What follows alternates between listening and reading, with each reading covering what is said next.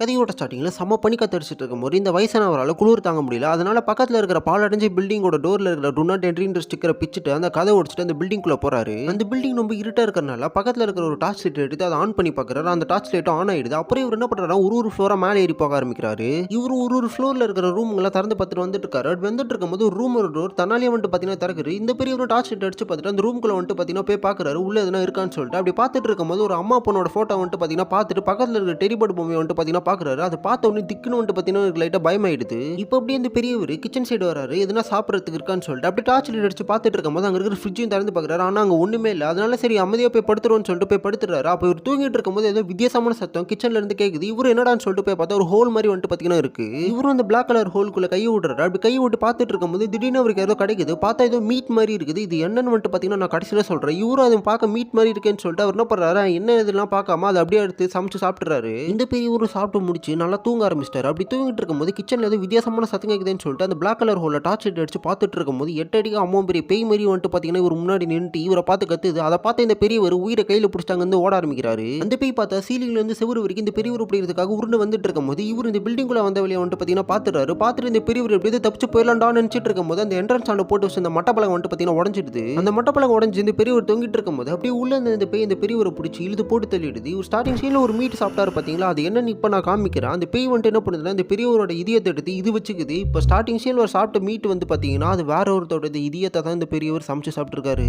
இது போன்ற வீடியோக்கள்லாம் பார்க்க வேண்டும் என்றால் கீழே தெரியும் சப்ஸ்கிரைப் பட்டனை சப்ஸ்கிரைப் பண்ணி வச்சுக்கோங்க.